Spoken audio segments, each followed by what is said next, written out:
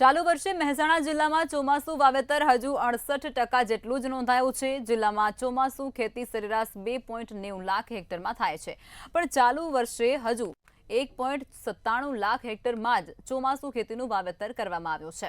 ચોમાસામાં સૌથી વધુ 90,000થી પણ વધુ હેક્ટરમાં દિવેલાનું વાવેતર થાય છે, પણ હજુ સુધી દિવેલાનું 38,300 હેક્ટરમાં જ વાવેતર થયું છે।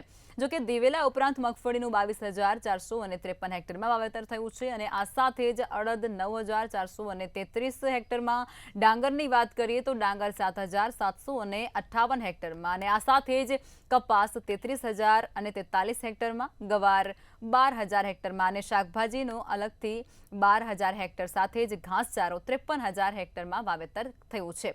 ચોમાસામાં સરેરાશ શરૂઆતમાં સારા વરસાદ બાદ 1.97 હેક્ટર જમીનમાં ચોમાસું વાવેતર થયું છે, તો સરેરાશ ચોમાસું વાવેતરમાં હજુ પણ 93,000 હેક્ટરમાં થવાનું બાકી છે। ખરીફ વાવેતર વિસ્તાર 2,90,000 હેક્ટરની અંદર થતું હોય છે। તે મુજબ ચાલુ સાલી સિઝનની અંદર મહેસાણામાં 1,97,000 હેક્ટરની અંદર વાવેતર નોંધાયેલ છે।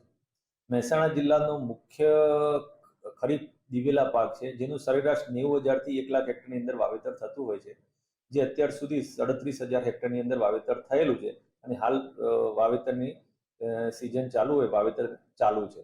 બાકી અન્ય જે ખરીફના પાકો જોઈએ તો 22,000 હેક્ટરની અંદર મગફળી પાકનું વાવેતર થયેલું છે, 33,000 હેક્ટરની અંદર કપાસનું વાવેતર થયેલું છે, 7,000 હેક્ટરની અંદર ડાંગરનું વાવેતર થયેલું છે અને 53,000 હેક્ટરની અંદર ઘાસચારા પાકનું વાવેતર નોંધાયેલું છે।